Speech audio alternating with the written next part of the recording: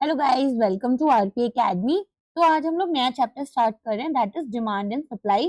अब आपको पता है ये तो बहुत ही ज्यादा इंपॉर्टेंट चैप्टर्स में से एक रहता है और इसको बिना कवर किए जाना पाप माना जाएगा। तो ऑफ कोर्स हम यहाँ पर कोई भी सिंस कमिट करने तो नहीं आए हैं, हम तो पढ़ाई करने आए हैं, है ना। तो हम स्टार्ट करेंगे हमारे चैप्टर के साथ में, that is demand and supply. तो अब आपको बहुत सारी चीजें तो ऑलरेडी समझ में आ चुकी होंगी डिमांड एंड सप्लाई से रिलेटेड।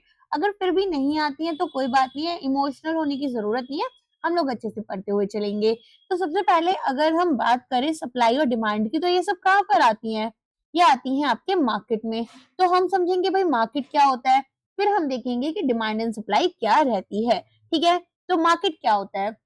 मार्केट एक अरेंजमेंट है, हो सकता है फिजिकल प्लेस नहीं हो। अब अमेजोन से भी आप सामान खरीदने जा रहे हो तो उन्होंने अपना खुद का ई मार्केट प्लेस कवर कर लिया है यहाँ पर, जहां पर हमारे बायर्स और हमारे सेलर्स इंटरेक्शन कर रहे हैं आपस में, ताकि गुड्स को, सर्विसेज को, मनी को एक्सचेंज कर पाए। ठीक है, तो यहाँ पर आपके पास में एक वेजिटेबल मार्केट भी हो सकता है, आपके पास में एक ऑनलाइन मार्केट भी हो सकता है जैसे अमेजोन, फ्लिपकार्ट, है ना। तो यहाँ पर हमारे पास में अलग अलग तरह के मार्केट्स क्रिएट होते हैं। तो एक फिजिकल प्लेस भी हो सकता है, एक डिजिटल प्लेस भी हो सकता है। तो मार्केट क्या है? एक ग्रुप ऑफ बायर्स और सेलर्स है किसी भी एक पर्टिकुलर गुड और सर्विस के लिए, जहां पर बायर क्या करते हैं, डिमांड बताते हैं कि भाई मुझे तो सामान चाहिए ना, तो दे आर डिमांडिंग हियर। और ये यहाँ पर जो है सेलर्स, ये सप्लाई कर रहे हैं, सप्लायर्स कहलाएंगे। तो यहाँ पर आपके पास में सप्लाई जो होती है वो सेलर्स के थ्रू होती है। इकोनॉमिस्ट जो है वो कॉम्पिटिटिव मार्केट का टर्म यूज करते हैं, जहां पर बहुत सारे बायर्स और बहुत सारे सेलर्स हैं हर एक प्रोडक्ट के लिए। तो यहाँ पर मार्केट प्राइस पर नेग्लिजिबल इम्पैक्ट आता है। ठीक है, तो इस तरीके से हमारे पास बन जाता है कॉम्पिटिटिव मार्केट, डिमांड, और यहाँ पर सप्लाई एंड मनी, एंड आपका बेसिकली क्या होता है, बायर एंड सप्लायर। चलो अब डिमांड की बात करते हैं। तो डिमांड क्या है? डिमांड क्या होगा? जो हमने कमोडिटी यहाँ पर कंज्यूम करनी है, या फिर हम कंज्यूम करना चाहते हैं, या हम यहाँ पर उस सामान को खरीदने के लिए हमारी एबिलिटी है कि हम पैसा दे सकते हैं। ठीक है, सबसे पहले तो मैं कंज्यूम करना चाहती हूँ 5 लाख रुपीस का एक फ्रूट, लेकिन मेरी पॉकेट में 3 लाख रुपए ही है, तो मेरे लिए कोई दिक्कत होगी नहीं, मैं खरीद ही नहीं पाऊंगी उसको। तो यहाँ पर मेरी एबिलिटी भी तो होनी चाहिए पैसा खर्च करने की। तो अगर एक particular person who is willing to buy something and has the ability to pay for it, तो यहाँ पर उससे क्या क्रिएट होती है, डिमांड क्रिएट होती है। तो क्वांटिटी ऑफ द कमोडिटी जो एक इंडिविजुअल हाउस होल्ड विलिंग है और यहाँ पर एबल है कि वो परचेज भी कर सकते हैं पर यूनिट और time of a particular price. ठीक है, तो डिमांड जो होती है कमोडिटी की, वो क्या बताएगी कि मेरे पास क्या डिजायर है इसे एक्वायर करने की, कितनी विलिंगनेस है इसके लिए पेमेंट करने की, और मैं यहाँ पर कितना एबिलिटी रखती हूँ कि इसे पे कर पाऊंगी। तो ये सारी चीजें मिलकर क्या बनाती हैं, डिमांड बनाती हैं। फॉर एग्जाम्पल, अगर आपको एक आईफोन खरीदना है और आईफोन आपका 1 लाख रुपए का है, ठीक है, तो यहाँ पर आपके पास में 1 लाख रुपीज होने भी चाहिए, या कैपेसिटी आपकी होनी चाहिए कि आप 1 लाख रुपए पे कर पाओ, तभी आप यहाँ पर क्या होगे, तभी यहाँ पर आपकी डिमांड क्रिएट होगी, अदरवाइज कोई मतलब ही नहीं है। फिर तो हम शॉप के सामने से निकल जाते हैं ना, बहुत सारी चीजें होती है, मन करता है खरीदने का लेकिन खरीदते नहीं है, तो वैसा सीन हो जाएगा। अब आते हैं डिटर्मिनेंट्स ऑफ डिमांड। तो क्या क्या चीजें यहाँ पर हमारी जो डिमांड है उसे डिटर्मिन कर रही हैं। तो सबसे पहले आपका होता है प्राइस का, कि भाई जो हमारी कमोडिटी है उसका प्राइस क्या है। फॉर एग्जाम्पल, अब यहाँ पर हो सकता है कि प्राइसेस जो हैं वो बढ़ गए हैं, कोई सामान 80 रुपीज का था और अब 120 रुपीज का हो गया है, तो क्या होगा, जो क्वांटिटी हमने डिमांड की थी, राइट, अब क्योंकि 80 रुपीज में मुझे ज्यादा मैंगोज मिल जाते, अगर मैं मान लो 120 रुपीज ही मार्केट में लेकर जाती तो 80 रुपीज में ज्यादा मैंगो मिलते, लेकिन अब 120 रुपए में उतने ही मैंगो मिल रहे हैं जितने 80 में मिल रहे हैं। तो जो क्वांटिटी डिमांडेड है वो मेरी ऑटोमेटिकली क्या हो गई, कम हो गई।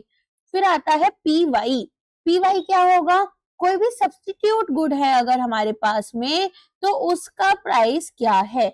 फॉर एग्जाम्पल, मान लो यहाँ पर कॉफी जो है बहुत महंगी हो गई, तो मैंने सोचा कि ठीक है मुझे कैफीन चाहिए, तो मैं चाय से काम चला लेती हूँ, तो मैंने क्या किया, मैंने यहाँ पर चाय खरीद ली। तो अब यहाँ पर जो चाय है, चाय की डिमांड बढ़ गई और कॉफी की डिमांड कम हो गई। ठीक है, ये भी हमारे लिए डिमांड डिसाइड कर रहा है। इसके अलावा हमारे पास क्या हो सकता है, पीजी हो सकता है जिसमें हम कॉम्प्लीमेंट्री गुड्स का प्राइस देख रहे हैं। तो अगर मान लो यहाँ पर फॉर एग्जांपल हमने देखा है कि प्राइसेस जो हैं, अगर मान लो पेट्रोल के बहुत ज्यादा बढ़ गए, ठीक है, बहुत ज्यादा हाई प्राइसेस हो गए, तो कार की डिमांड जो है वो ऑटोमेटिकली कम हो जाएगी। तो जो दो कॉम्प्लीमेंट्री गुड्स हैं, एक गुड यहाँ पर आपकी डिजायर करती है दूसरे गुड्स के लिए। फॉर एग्जाम्पल कार्स में अफोर्ड नहीं कर पा रही, अब जब मैं कार्स ही नहीं खरीद पाऊंगी तो कार्स की डिमांड कम हो रही है, तो ऐसी सिचुएशन में पेट्रोल का प्राइस भी आपका जो है वो यहाँ पर अफेक्ट होगा। तो कॉम्प्लीमेंट्री गुड्स हो सकती हैं। इनवर्स रिलेशनशिप हमारी हो गई। इसके बाद में और क्या हो सकता है, इनकम किसी भी कंज्यूमर की। तो हमने देखा था जैसे जैसे इनकम बढ़ती है वैसे वैसे डिमांड बढ़ती है, जैसे जैसे इनकम कम होती है वैसे वैसे डिमांड कम हो जाती है, ठीक है। इसके अलावा और क्या है, इसके अलावा आता है आपका price expectation of a user. तो अगर आपको लग रहा है कि भाई आपने कोई सामान खरीदना था, अब उसका प्राइस नेक्स्ट मंथ बढ़ जाएगा, तो आप क्या करोगे, उसे अभी खरीद लोगे, तो ये भी होगा। इसके अलावा क्या होगा, एडवर्टीजमेंट एक्सपेंडिचर। तो अब यहाँ पर बहुत हैवी एक्सपेंडिचर्स कंपनीज के थ्रू किया जाता है। वेटेक्स में इतनी सारी कंपनीज हैं, वो लोग अलग अलग तरह से अपने एडवर्टीजमेंट्स करती हैं, तो उसका पैसा कहाँ से जा रहा है, आप लोग की पॉकेट से तो जाएगा एट दी एंड। तो यहाँ पर हम क्या कर रहे हैं, डिमांड जो है वो अपनी बढ़ा देते हैं एडवर्टीजमेंट के थ्रू, राइट। इसके अलावा और क्या हो सकता है, टेस्ट या प्रेफरेंस किसी भी यूजर का। तो अब यहाँ पर हमें जो चीजें पसंद है, अगर जैसे मान लो हेल्थ अवेयरनेस बढ़ रही है, तो हम देखेंगे कोल्ड ड्रिंक की जो सेल है वो कम हो रही है, और यहाँ पर आपकी हेल्दी ड्रिंक्स की जो सेल है, जूसेस की सेल है, वो बढ़ गई। और यू आपका आ जाता है बाकी सभी फैक्टर्स, जैसे कि यहाँ पर आपका क्या हो सकता है, पॉपुलेशन, वेदर, है ना। तो डिमांड जो है वो हमारी बढ़ेगी अकॉर्डिंगली। जैसे पॉपुलेशन बढ़ रही है तो घर लोग ज्यादा डिमांड करेंगे, वेदर जल्दी जल्दी चेंज हो रहा है तो क्लाइमेट रेजिलिएंट चीजों का डिमांड ज्यादा होगा। तो इस तरीके से डिमांड हमारी अफेक्ट होती है। तो डिमांड किस किस का फंक्शन है, यहाँ पर डिमांड हमारा रहेगा प्राइस का, जो भी आइटम एक्स है उसके सब्सटीट्यूट का, उसके कॉम्प्लीमेंट्स का, इनकम का, प्राइस एक्सपेक्टेशन हमारे यूजर की क्या है, एडवर्टीजमेंट एक्सपेंडिचर क्या होगा, टेस्ट या प्रेफरेंसेस हमारे यूजर के क्या है, एंड ऑल अदर फैक्टर्स। तो ये जो इम्पैक्ट होगा इन डिटर्मिनेंट्स का वो देख लेते हैं। तो सबसे पहले ये बोलते हैं कि प्राइस इफेक्ट। तो डिमांड जो है एक्स की वो इनवर्सली रिलेटेड है इसके उन प्राइसेस के, जितनी कम यहाँ पर आपकी प्राइस होती है, लोग उतना ही ज्यादा क्या कर रहे हैं, उस चीज को डिमांड कर रहे हैं, ठीक है। सब्सटीट्यूशन इफेक्ट ऑन डिमांड, हमने देखा कॉफी यहाँ पर आपकी जो है सस्ती है, चाय महंगी हो गई, तो लोग कॉफी ज्यादा डिमांड करने लगेंगे। तो अगर वाई सब्सटीट्यूट है एक्स का, तो प्राइसेस अगर वाई के बढ़े तो डिमांड एक्स की बढ़ जाती है, ठीक है। कॉम्प्लीमेंट्री इफेक्ट ऑन डिमांड, तो अगर जी आपका कॉम्प्लीमेंट्री है और प्राइसेस जी के गिर गए, तो डिमांड जो है जी की वो आपकी गोज अप, एंड यहाँ पर जो डिमांड है एक्स की वो भी बढ़ जाएगी। फॉर एग्जाम्पल अगर पेन और इंक ले लो, ब्रेड एंड बटर ले लो, तो ये आपके कॉम्प्लीमेंट्री गुड्स होते हैं। अच्छा एग्जाम्पल क्वेश्चन क्या आ सकता है फेज 1 में स्पेशली, कि इनमें से कौन से कॉम्प्लीमेंट्री गुड्स हैं, तो आपको सब्स्टिट्यूट गुड्स और कॉम्प्लीमेंट्री गुड्स साथ में दे देंगे, आपको बताना है कौन सा वाला करेक्ट आंसर होगा। इनकम इफेक्ट ऑन डिमांड, तो यहाँ पर इनकम जैसे जैसे आपकी बढ़ती है, कंज्यूमर्स यहाँ पर नॉर्मल गुड्स जो हैं वो ज्यादा खरीदना चाहते हैं, पॉजिटिव इफेक्ट आएगा as less of inferior goods, ठीक है। तो मतलब अब आप देखो, मान लो यहाँ पर एक लग्जरी कार है और एक आपकी है वैगनआर, ठीक है। किसी की सैलरी अब यहाँ पर करोड़ में है, तो वो वैगनआर खरीदेगा या लग्जरी कार खरीदेगा। आपको पता है वैगनआर सस्ती है, लेकिन यहाँ पर अब आप सुपीरियर गुड्स की डिमांड बढ़ा देते हो जब इनकम बढ़ रही है। तो एग्जांपल है नॉर्मल गुड्स जो है हमारी T shirt, T, sugar, noodles, watches हैं, और इंफीरियर गुड्स में हमारे पास लो क्वालिटी राइस, ज्वार, सेकेंडरी हैंड गुड्स, ये सब आ जाते हैं।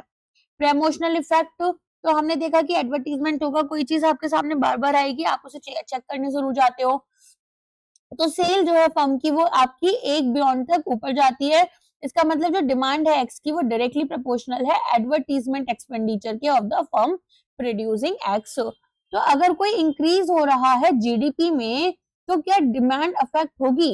जीडीपी का क्या मतलब है कि आपका जो आउटपुट है वो बढ़ रहा है। अगर आउटपुट बढ़ रहा है इसका मतलब हमने देखा था ना कि यहाँ पर प्रोडक्शन कब बढ़ता है, जब डिमांड ज्यादा है, और प्रोडक्शन बढ़ने से एम्प्लॉयमेंट बढ़ता है, एम्प्लॉयमेंट बढ़ने से अगेन डिमांड बढ़ेगी। तो ये जो इकोनॉमी है कंट्री की वो बेटर हो रही है, और इसका पॉजिटिव इफेक्ट हमें डिमांड पर देखने के लिए मिलता है। नेक्स्ट आ जाते हैं लॉ ऑफ डिमांड। तो लॉ ऑफ डिमांड में हम क्या देखेंगे कि क्या प्राइस इंपैक्ट रहता है। तो हम ना यहाँ पर बाकी फैक्टर्स को तो अपना कांस्टेंट लेकर चलते हैं। जैसे यहाँ पर हम क्या देखेंगे कि अगर आपका प्राइस बढ़ रहा है किसी भी सामान का, ठीक है, तो क्या होगा, क्वांटिटी जो है उसकी वो कम डिमांड की जाएगी। तो प्राइसेस बढ़ने पर क्वांटिटी हम कम डिमांड कर रहे हैं। For example 10 rupees, 20 rupees, 50 rupees और 100 रुपीज, ठीक है। अब पहले 10 रुपीज में एक चॉकलेट आ रही है, ठीक है, इन्फ्लेशन को भी हम कांस्टेंट लेकर चलेंगे, तो अगर 10 रुपीज में कोई एक चॉकलेट आ रही है तो आप यहाँ पर क्या कर सकते हो, अगर आपके पास 100 रुपीज है आप 10 चॉकलेट ले आओगे। अगर 20 रुपीज की चॉकलेट आ रही है तो अब यहाँ पर आप क्या कर पाओगे, आप ऐसी सिचुएशन में अपने लिए केवल 5 चॉकलेट्स खरीद पाओगे। अगर 50 रुपए की एक चॉकलेट है तो 2 ही खरीद पाओगे, और 100 की हो गई तो क्या हुआ, यहाँ पर आप केवल एक चॉकलेट खरीद पा रहे हो। तो जैसे जैसे प्राइस मेरा बढ़ता जा रहा है वैसे वैसे क्वांटिटी डिमांडेड जो है वो मेरी कम होती जा रही है। तो यही हमारा लॉ ऑफ डिमांड कहता है कि जब प्राइसेस किसी भी गुड के बढ़ रहे हैं तो क्वांटिटी जो है उसकी वो गिर जाती है, डिमांडेड क्वांटिटी, और जब प्राइसेस गिरते हैं तो क्वांटिटी डिमांडेड बढ़ जाती है। इनवर्सली प्रोपोर्शनल रिलेशनशिप है। तो डिमांड और प्राइस का आपका डिमांड कर्व कैसा बनेगा, ये ऑफ कोर्स यहाँ पर नेगेटिवली स्लोप्ड रहेगा।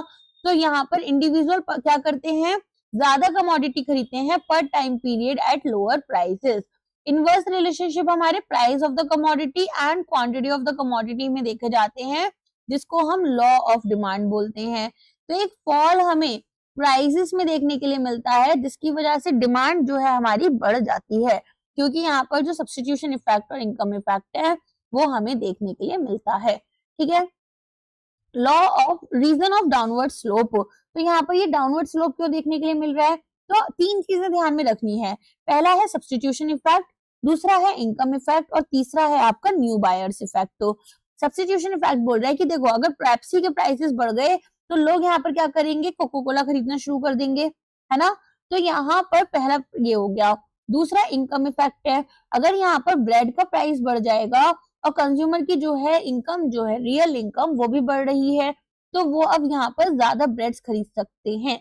अगर यहाँ पर मान लो लोअर प्राइसेस हैं और कोई न्यू बायर्स हैं जो कि पहले इस सामान को खरीद नहीं पा रहे थे, वो मार्केट में आए, तो मार्केट में डिमांड टोटल बढ़ जाएगी। मतलब मेरी उतनी सैलरी पहले नहीं थी, अब बढ़ गई सैलरी, तो मैंने नए गुड्स खरीदने शुरू कर दिए, तो मैं एक न्यू बायर हूँ, तो यहाँ पर मार्केट में मेरी जो डिमांड है वो भी बढ़ रही है, ओवरऑल डिमांड। तो लोअर प्राइसेस क्या करते हैं, वो न्यू बायर्स लेकर आते हैं, ठीक है। हमने देखा होगा बहुत सारे लग्जरी प्रोडक्ट्स होते हैं जो कि खुद अगर यहाँ पर ज्यादा अच्छी सेल नहीं कर पा रहे तो इनका प्राइसेस बहुत नीचे गिरा देते हैं, जिससे न्यू बायर्स इनको खरीद पाए। अब जब प्राइसेस यहाँ पर गिरे तो रियल इनकम या फिर परचेसिंग पावर जो है कंज्यूमर की वो बढ़ गई, जिसकी वजह से वो यहाँ पर इस कमोडिटी को खरीदते हैं। इसे हम बोलते हैं इनकम इफेक्ट।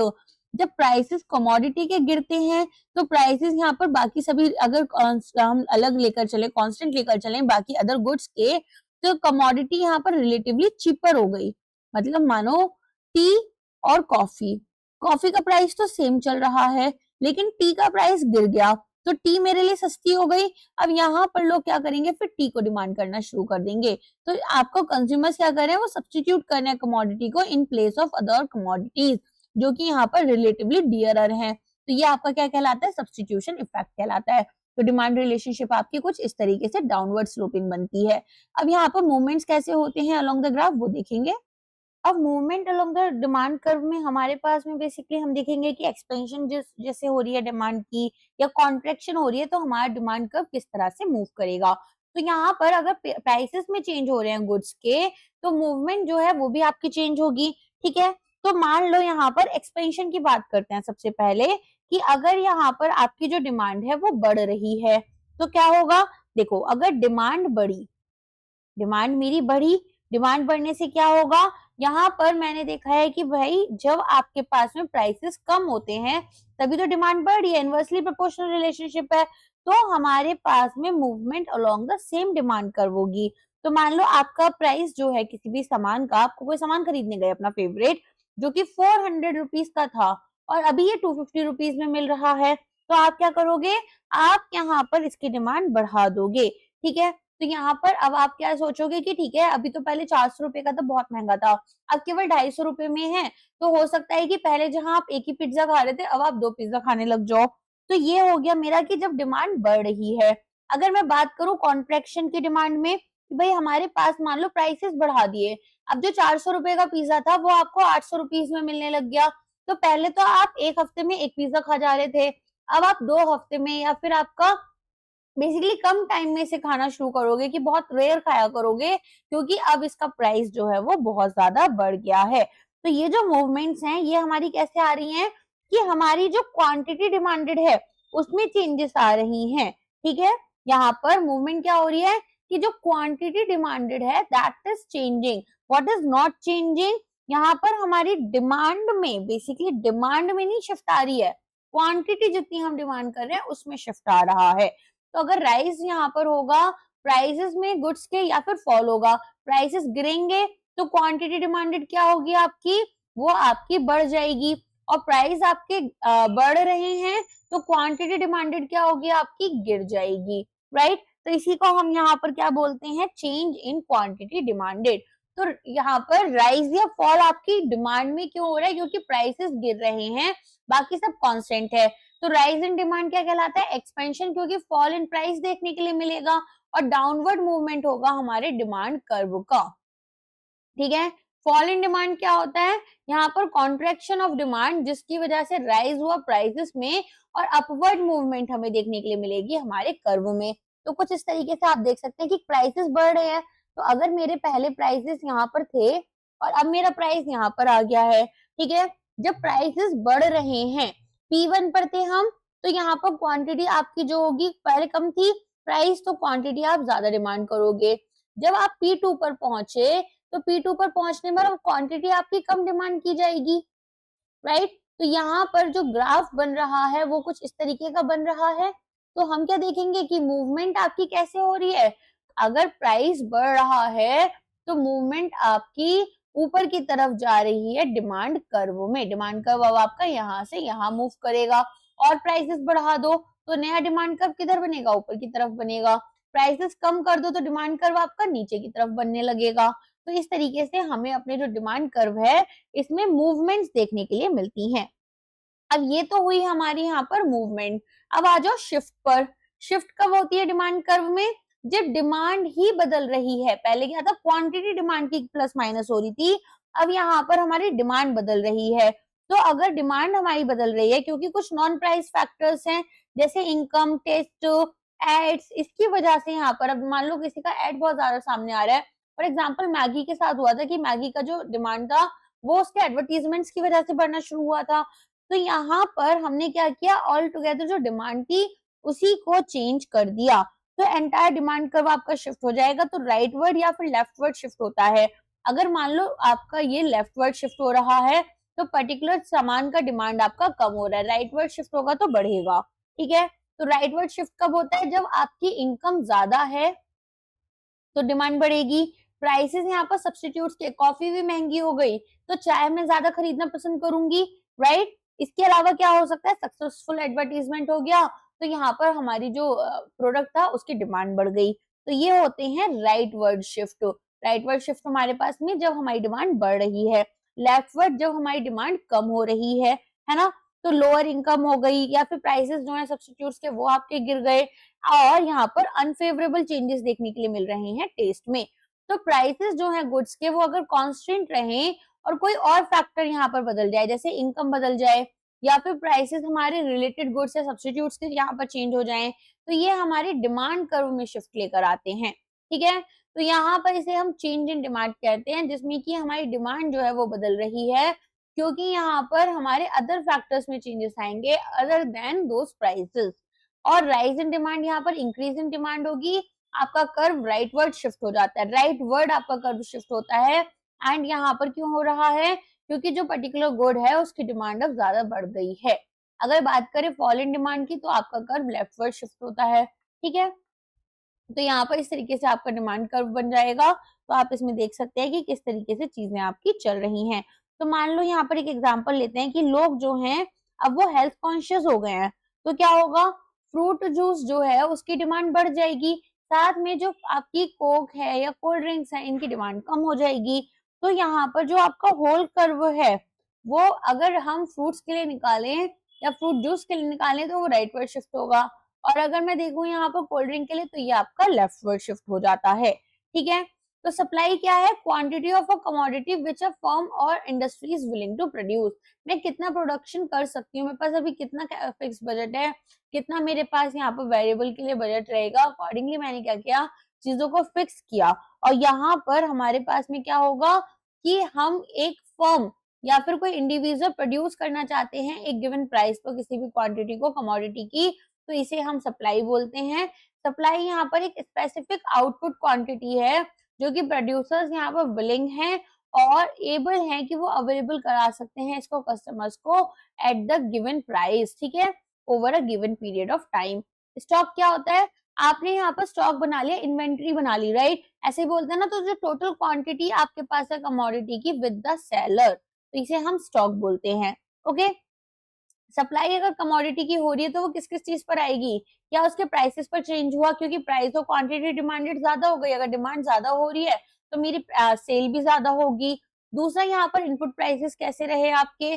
तो प्राइसेस आपके इनपुट फैक्टर के, जैसे रॉ मटेरियल कितने का लगा, लेबर कितने की लगी, बाकी जो आपकी कॉस्ट लग रही थी वो कितनी थी, ओवरहेड कॉस्ट। तो अकॉर्डिंगली यहाँ पर आपका प्रॉफिट अफेक्ट होता है, अकॉर्डिंगली आप सेलिंग मार्केट प्राइस भी रखने की कोशिश करते हो। फिर यहाँ पर आता है कि अगर कोई भी आपके दूसरे गुड्स हैं उनके प्रोडक्शन में, उनके प्राइसेस में कोई चेंज आया, या टैक्सेस या सब्सिडीज, अब मान लो यहाँ पर फर्टिलाइजर्स को गवर्नमेंट सब्सिडी देती है तो फर्टिलाइजर सस्ते में मिलते हैं, ज्यादा लोग खरीद पाएंगे। फर्टिलाइजर से सब्सिडी हटा दी जाए अचानक से, फर्टिलाइजर्स महंगे हो जाएंगे और कम लोग यहाँ पर फर्टिलाइजर्स खरीद पाएंगे। सिमिलरली नंबर ऑफ फर्म्स या प्रोड्यूसर्स इन द मार्केट, तो ये भी हमारी जो सप्लाई साइड है इसे यहाँ पर अफेक्ट करते हैं। अब आती है बात कि यहाँ पर आपकी लॉ ऑफ सप्लाई क्या बोल रही है? ये बोलती है कि देखो, अगर यहाँ पर आप बाकी सभी फैक्टर्स को कांस्टेंट रखते हो और केवल प्राइस देखोगे गुड्स का, तो जैसे जैसे प्राइसेस बढ़ते जाते हैं वैसे वैसे यहाँ पर जो डिमांड है लोगों की, सॉरी क्वांटिटी जो सप्लाइड है वो भी आपकी बढ़ती जाती है। ऐसा क्यों हो रहा है? देखो, मान लो यहाँ पर आपको मैंने बोला कि आपको ना व्हीट खाना है, ठीक है? अब आप चपाती वगैरह तो सभी लोग खाते हैं, व्हीट सब यूज कर रहे हैं इंडिया में। अब व्हीट का प्राइस ऐसा बोला गया कि आगे जाकर बहुत महंगा हो जाएगा, तो लोग क्या करेंगे, अपनी कैपेसिटी में थोड़ा एक्स्ट्रा व्हीट यहाँ पर स्टॉक बनाकर रख लेंगे। उससे क्या होगा कि उनको थोड़ा सस्ते में पड़ेगा। तो जैसे जैसे प्राइसेस बढ़ते जाते हैं वैसे वैसे क्वांटिटी सप्लाइड जो है वो भी आपकी इंक्रीज हो रही है। तो ये हमारी सप्लाई के साथ रिलेशनशिप होती है। अब यहाँ पर हम मूवमेंट्स पढ़ते हैं और चेंजेस पढ़ते हैं सप्लाई कर्व में।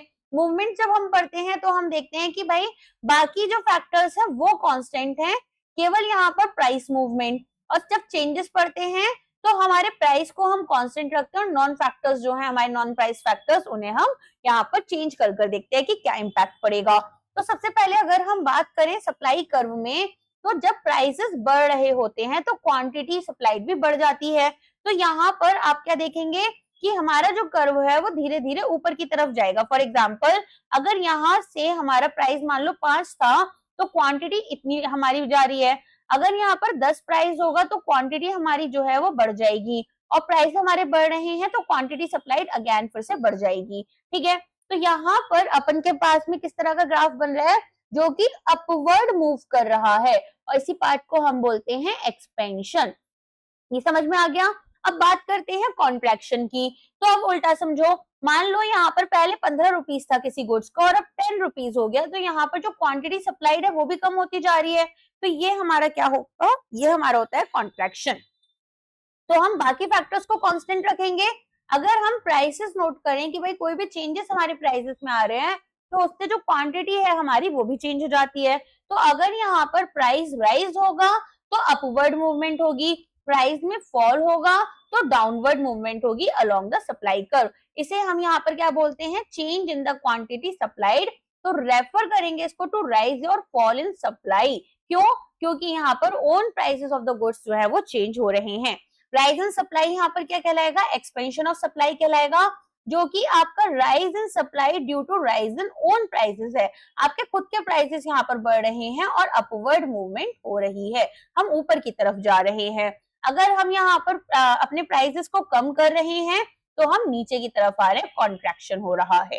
ठीक है, शिफ्ट्स में क्या होगा, यहाँ पर प्राइस हमारे क्या है, कांस्टेंट है, और नॉन प्राइस फैक्टर्स हमारे चेंज हो रहे होते हैं। अब नॉन प्राइस फैक्टर्स में क्या क्या आ सकता है, हो सकता है कि हमारा जो इनपुट प्राइस है, जैसे लेबर का प्राइस बढ़ गया, रॉ मटेरियल महंगा हो गया, टैक्सेस हमें ज्यादा पे करने पड़ रहे हैं, तो इस तरीके से हमारे जो नॉन सप्लाई फैक्टर्स हैं वो चेंज हो रहे हैं, नॉन प्राइस फैक्टर्स चेंज हो रहे हैं, ठीक है। तो यहाँ पर आपका चेंज आता है सप्लाई में, तो यहाँ भी आपको क्या देखने के लिए मिलेगा, राइज या फॉल देखने के लिए मिलेगा। तो जब मान लो यहाँ पर आपके पास में सप्लाई जो है, ठीक है, वो बढ़ रही है, तो आपका ग्राफ जाता है राइटवर्ड्स। अगर सप्लाई आपकी कम हो रही है, ठीक है, का सप्लाई कम होने पर आपका ग्राफ कहाँ जाएगा, वो जाएगा आपका लेफ्टवर्ड्स। ओके, इतना समझ में आया। तो जो गुड्स के प्राइसेस हैं वो हम कांस्टेंट लेकर चलेंगे और कोई भी अदर फैक्टर यहाँ पर जो है वो शिफ्ट लेकर आ जाएगा हमारे सप्लाई कर्व में। तो अगर हम बात करें, यहाँ भी आपको राइज या फॉल देखने के लिए मिलेगा सप्लाई में, किसी भी अदर फैक्टर में अदर देन यहाँ पर प्राइसेस। तो अब यहाँ पर अगर राइज हो रहा है सप्लाई में, तो इसका मतलब है सप्लाई आपकी बढ़ रही है। सप्लाई बढ़ेगी तो क्वांटिटी सप्लाई जो है गुड्स की एट द सेम प्राइस वो हमारी ज्यादा होगी और राइट शिफ्ट हमारे सप्लाई कर्व में देखने के लिए मिलेगा। अगर हमारा फॉल हो रहा है सप्लाई में, तो इसका मतलब है डिक्रीज हो रहा है सप्लाई, एंड इससे हमें लेस क्वांटिटी जो है डिमांड की जाएगी गुड्स की एट द सेम प्राइस, और ये हमारा लेफ्टवर्ड शिफ्ट लेकर आएगा ऑफ द सप्लाई कर्व। आ गया इतना समझ में।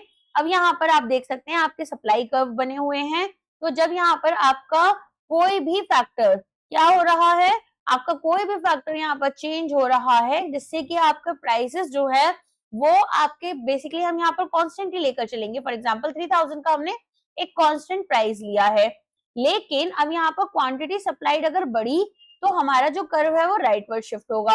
अगर क्वांटिटी सप्लाइड हमारी कम होती है तो यहाँ पर हमारा कर्व लेफ्टवर्ड शिफ्ट हो जाता है। आगे इतना समझ में कि किस तरीके से शिफ्ट जो है वो हमें देखने के लिए मिलेंगी। बस इतना याद रख लो, price is directly proportional to quantity supplied, price is directly indirectly proportional to quantity demanded. ये दोनों चीजें हमारे पास यहाँ पर अगर आपको याद रहेंगी तो कर्व्स आप आसानी से खुद से बना लोगे, उनको ड्रॉ भी कर देख सकते हो अगर आप भूल जाओ, ठीक है। फिर आप अपने खुद के नंबर्स वगैरह लेकर इसको ग्राफ को ड्रॉ कर देख लोगे कि ग्राफ किस साइड जा रहा है। हर चीज रटने की जरूरत नहीं होती है, कुछ चीजें समझ कर भी काम चल जाता है। ओके चलो, अब यहाँ पर हमें एक एग्जाम्पल मैं आपको समझा देती हूँ। अगर सप्लाई की बात करें, ठीक है, मान लो टेक्नोलॉजी अच्छी हो गई। अब क्योंकि टेक्नोलॉजी अच्छी हो गई तो प्राइस तो सेम है गुड्स का बेचने वाला, लेकिन यहाँ पर क्वांटिटी जो है, पहले मेरी मान लो 10 क्वांटिटी बन रही थी, अब मेरी 15 क्वांटिटीज बन रही हैं, तो ज्यादा क्वांटिटी सप्लाई भी तो होगी। तो इसी वजह से यहाँ पर प्राइस कांस्टेंट है और ग्राफ मेरा राइटवर्ड शिफ्ट होगा। डाउनवर्ड की तरफ हम देख लेते हैं कि भाई डिक्रीज क्यों हो रही है हमारी सप्लाई। तो यहाँ पर मान लो कि पहले जो है टिकट्स आपकी 5000 रुपीज में, ठीक है, पहले क्या हो रहा था, 50 फ्लाइट्स जा रही थी। अब यहाँ पर 5000 रुपीज की आपकी 35 फ्लाइट्स जा रही हैं, तो आपका कर्व जो है वो लेफ्टवर्ड शिफ्ट हो जाएगा। अब इक्विलिब्रियम की बात कर लेते हैं कि सप्लाई और डिमांड जो है वो इक्विलिब्रियम कैसे बनाएंगे। तो इसको समझने के लिए सबसे पहले तो हम ग्राफ देख लेते हैं। ये आपका सप्लाई ग्राफ बनता है, ये आपका डिमांड ग्राफ बनता है। एक सेकेंड, इसको दूसरे कलर से ले लेते हैं डिमांड ग्राफ को। ये आपका डिमांड ग्राफ बनता है, राइट। अब यहाँ पर ये जो पॉइंट है जिस पर ये हम टच कर रहे हैं अपने दोनों ग्राफ को, इस पॉइंट को हम क्या बोलते हैं, इस पॉइंट को हम बोलते हैं इक्विलिब्रियम, ठीक है। तो यहाँ पर हमने किस प्राइस पर क्वांटिटी सप्लाइड क्वांटिटी हमारी डिमांडेड के बराबर होगी, ठीक है, और वो जो प्राइस होगा वो हमारे लिए क्या होगा, इक्विलिब्रियम प्राइस हो जाएगा। तो इक्विलिब्रियम प्राइस क्या है, जब क्वांटिटी डिमांडेड क्वांटिटी सप्लाई के बराबर है, उसी प्राइस को हम यहाँ पर इक्विलिब्रियम प्राइस बोलते हैं। इक्विलिब्रियम क्वांटिटी कौन सी होगी, ये जो क्यूडी और क्यूएस बराबर हैं, ये जो हमारे करस्पॉन्डिंग क्वांटिटीज हैं, यही हमारी क्या होती हैं, ये हमारी इक्विलिब्रियम क्वांटिटी होती हैं, ठीक है। तो एक एग्जांपल अभी और दे दूंगी मैं आपको, थोड़ा सा पहले हम ये पढ़ लेते हैं। थियरीज का प्राइस कैसे डिटरमिन होता है, interaction of supply and demand. तो यहाँ पर 3 डायनामिक लॉज हमारी सप्लाई एंड डिमांड की चलेंगी। पहला कि जब क्वांटिटी डिमांडेड आपकी ज्यादा है क्वांटिटी सप्लाइड से, तो प्राइसेस क्या हो रही हैं, प्राइसेस यहाँ पर आपके बढ़ रहे हैं। जब मेरी डिमांड ज्यादा है लेकिन मार्केट में सामान उतना है नहीं, तो जैसे सेमीकंडक्टर्स का मैं एग्जांपल देती हूँ, कोविड में तो सेमीकंडक्टर्स बहुत ज्यादा थे नहीं, तो लैपटॉप वगैरह बहुत महंगे हो गए। तो प्राइसेस यहाँ पर क्या हुआ, आपके बढ़ गए, राइट। एंड यहाँ पर जब क्वांटिटी सप्लाइड आपकी ज्यादा है और क्वांटिटी डिमांडेड कम है, लोग जैसे देखते हैं टमाटर प्याज जब आते हैं तो क्या होता है, उनकी क्वांटिटी बहुत ज्यादा है और उतनी डिमांड है नहीं मार्केट में, तो ऐसे में क्या होता है, प्राइसेस एकदम बहुत ज्यादा गिर जाते हैं, ठीक है। अच्छा, अब यहाँ पर इन market larger the difference between quantity supplied and quantity demanded, जितना बड़ा इनके बीच में यहाँ पर गैप आ रहा है उतना ही प्राइस प्रेशर इसके प्राइसेस पर आता है, तो या तो प्राइसेस बढ़ जाते हैं या तो फॉल हो जाते हैं अकॉर्डिंग टू दिस थियरी। अब यहाँ पर जब क्वांटिटी डिमांडेड क्वांटिटी सप्लाइड के बराबर होती है तो ऐसी सिचुएशन में प्राइसेस हमारा इक्विलिब्रियम अचीव कर लेते हैं और वो अब चेंज नहीं होते हैं, तो इसी को हम यहाँ पर मार्केट इक्विलिब्रियम भी बोलते हैं। तो जो प्राइस है हमारा इंटरसेक्शन ऑफ हमारे price quantity supplied and quantity demanded, तो अपन क्या बनाएंगे, यहाँ पर अपन बना लेंगे इक्विलिब्रियम प्राइस, इसी को बोलते हैं इक्विलिब्रियम क्वांटिटी। तो quantity of the good that buyers are willing and able to buy exactly balances the quantity that sellers are willing and able to sell. Okay, तो यहाँ पर हम लोग इक्विलिब्रियम प्राइस इस तरीके से अपना देख सकते हैं, क्वांटिटी ऑफ आपका कोई भी आप आइटम ले सकते हैं, प्राइस आपका आइटम का, और फिर यहाँ पर आपका इक्विलिब्रियम आपने अचीव कर लिया, ठीक। चलो नेक्स्ट आ जाते हैं। अब दो पॉसिबिलिटीज हो सकती हैं आपके पास में कि अगर हम यहाँ पर लेकर चले डिमांड और सप्लाई कर्व को, तो हमारे पास में या तो डिमांड एक्सेस में है या तो फिर हमारे पास में एक्सेस में सप्लाई है। तो अब हमें समझना है कि भाई किस तरीके से यहाँ पर हमारा जो मार्केट है, ठीक है, वो अब क्या कर रहा है, इक्विलिब्रियम को यहाँ पर अपना अचीव कर पा रहा है, how market is achieving the equilibrium इन। तो यहाँ पर अपन क्या देखेंगे, यहाँ पर हम देखेंगे कि एक केस है, अगर मान लो आपके पास एक्सेस डिमांड है, अब एक्सेस डिमांड है तो ऐसे में क्या होगा, प्राइसेस जो हैं वो आपके क्या हो गए, मान लो इक्विलिब्रियम था आपका यहाँ पर 20 रुपीस का, ठीक है, तो प्राइसेस यहाँ पर आपके इक्विलिब्रियम से कम है और डिमांड आपकी सप्लाई से ज्यादा है, फिर क्या होगा, बायर्स कंपीट करना शुरू करेंगे आपस में कि भाई मुझे यहाँ पर सामान दो, मुझे सामान दो। अब सप्लायर के पास तो देखो एक शॉप है जिसके पास में 10 बहुत ही अच्छी कोई डिश है लेकिन उसकी केवल 10 ही प्लेट्स है और भीड़ लगी हुई है 100 लोगों की। अब भीड़ जब 100 लोगों की लगी हुई है और ये 10 लोगों यहाँ पर 10 आपके पास प्लेट्स हैं, तो यहाँ पर सप्लायर या सेलर क्या बोलेगा कि जिसके पास में भी यहाँ पर 1000 रुपीज देने के लिए है पर प्लेट, वो लोग आ जाओ। यूजुअली जो प्राइस होता है इसका वो होता है मान लो आपका 700 रुपीज, अभी सेलर ने प्राइस बढ़ा दिया 1000 कर दिया, तो आधे लोग अपने आप से चले जाएंगे। अब कुछ लोग बचेंगे, वो कौन से लोग हैं, जो यहाँ पर अपना सप्लाई, ठीक है, यहाँ पर 1000 रुपए में भी लेने के लिए तैयार हैं, तो केवल वही लोग रुके, तो प्राइसेस जो हैं वो हमारे बढ़ गए और जो लोग नहीं लेना चाहते हैं इस प्राइस पर 1000 रुपए पर वो चले गए, तो डिमांड हमारी गिर गई। तो यहाँ पर हम क्या देखेंगे कि कहीं ना कहीं इक्विलिब्रियम जो है वो रिस्टोर हो गया। एक एग्जांपल आपको समझाती हूँ, मान लो एक बहुत अच्छा रेस्टोरेंट है लेकिन वो रेस्टोरेंट क्या करता है, वो लिमिटेड क्वांटिटी में खाना बेचता है। अब यहाँ पर उस रेस्टोरेंट के पास में केवल और केवल 10 ही प्लेट्स थी, ठीक है, और वो 10 ही लोगों को यहाँ पर खाना दे सकता था इसका मतलब, और हर प्लेट का जो रेट था वो 700 रुपीज था। लेकिन हुआ क्या, यहाँ पर अब बहुत ज्यादा लंबी भीड़ लग गई और सब लोग बोल रहे थे हमें देना, ये प्लेट हमें देना। तो ऐसे में सेलर ने बोला कि प्लेट्स तो मेरे पास 10 ही रहेंगी, ये तो मैं बढ़ा नहीं सकता, लेकिन इसका प्राइस अब 1000 रुपए है। लोगों को अब यहाँ पर क्या हुआ, तो जो आधे लोग थे वो ये सोचकर चले गए कि हम ये दाम नहीं देना चाहते, they are not willing to buy it now, ठीक है, they are not able to pay 1000 rupees otherwise, ऐसा भी बोल लो। तो ऐसी सिचुएशन में जो डिमांड थी वो कम हो गई, कम ही लोग बचे और यहाँ पर जो बचे हुए लोग थे उन्होंने इस प्लेट को 1000 रुपीज में भी खरीदा, तो प्राइस भी बढ़ गए। तो एक हमने क्या करा, इक्विलिब्रियम अचीव कर लिया। दूसरा केस लेकर चलो, अब मानकर चलो कि सप्लाई तो बहुत ज्यादा है लेकिन डिमांड नहीं है ना, तो ऐसी सिचुएशन में क्या होगा, क्योंकि सप्लाई ज्यादा है डिमांड आपकी कम है, तो अब यहाँ पर सेलर्स जो है वो कॉम्पीट करेंगे। जैसे टमाटर का एग्जांपल ले लो, अब यहाँ पर 4 आपके पास वेंडर्स हैं जो कि इसको बेचना चाहते हैं, V1, V2, V3, V4। अब यहाँ पर V1 ने बोला कि मेरे पास जो टमाटर हैं वो आपको मिलेंगे 50 रुपीज पर केजी। V2 बोला नहीं नहीं नहीं, मेरे पास आओ, मैं 48 रुपीज पर केजी दूंगा। V3 बोला नहीं नहीं, मेरे पास आओ, मैं 45 रुपीज पर केजी दूंगा। V4 बोला यार ऐसे तो मेरे टमाटर खराब हो जाएंगे, ये लोग तो बहुत सस्ते में देते जा रहे हैं, मैं थोड़ा और इनसे सस्ता दे देता हूँ, मैं काम करता हूँ 42 रुपीज पर केजी दे देता हूँ। तो ऐसी सिचुएशन में क्या होगा, तो अब ऐसी सिचुएशन में क्या हो रहा है, ऐसी सिचुएशन में हमने देखा कि यार प्राइसेस जो हैं वो मेरे गिरते जा रहे हैं, है ना, प्राइसेस यहाँ पर फॉल कर रहे हैं।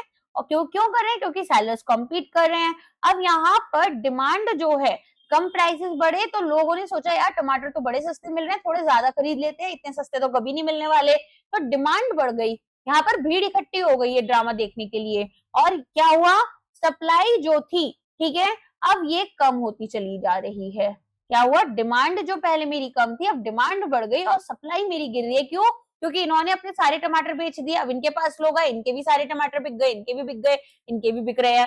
तो यहाँ पर धीरे धीरे क्या हो रहा है, दोबारा से हम इक्विलिब्रियम रिस्टोर कर ले रहे हैं। आगे समझ में, तो इस तरीके से हमारे पास law of demand and supply काम करते हैं।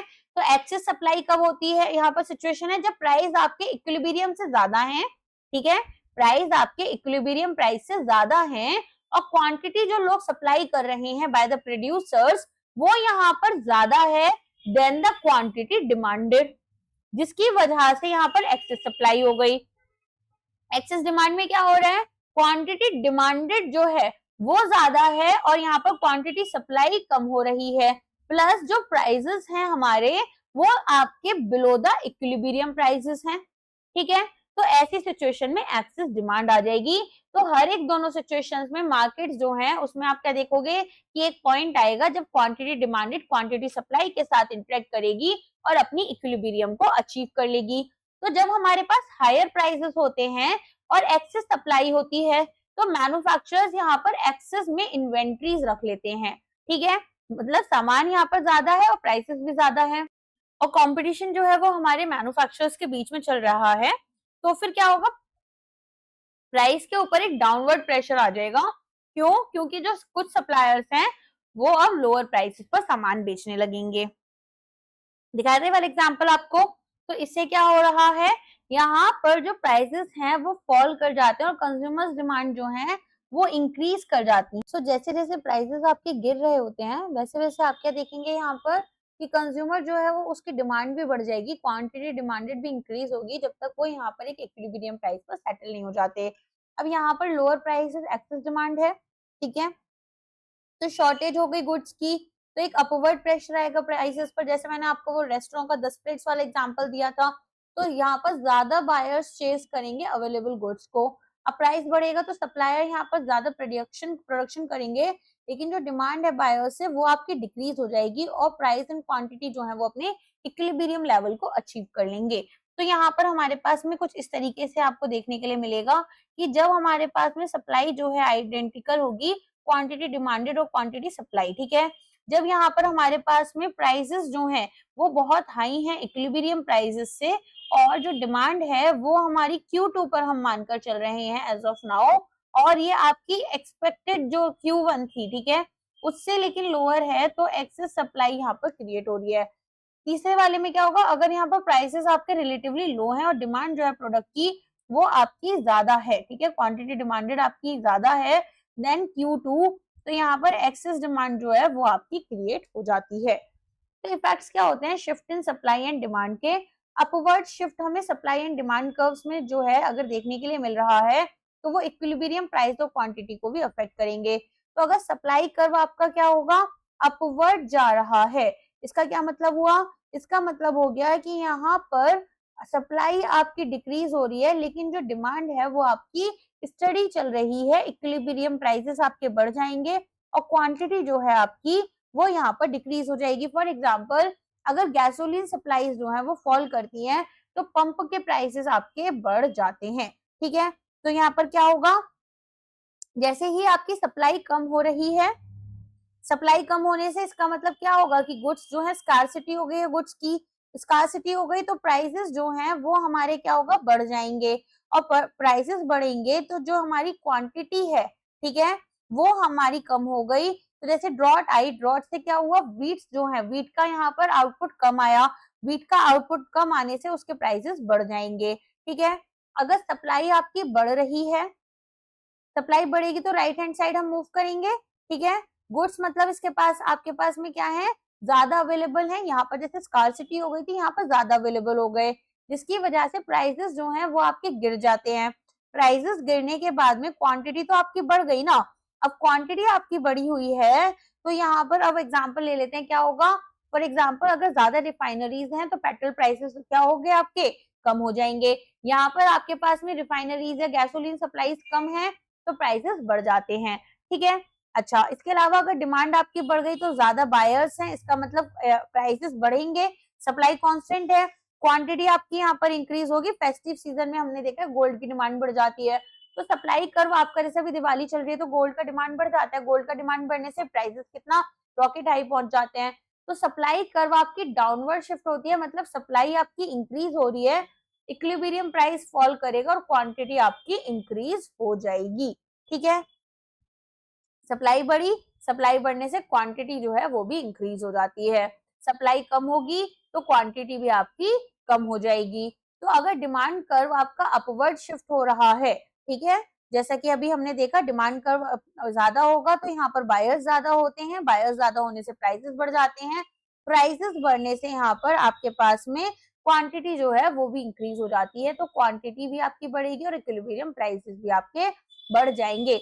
तो फॉर एग्जाम्पल पंप प्राइसेस जो है वो आपके ऑफन राइज करते हैं during the summer as people drive to their summer homes for the weekend.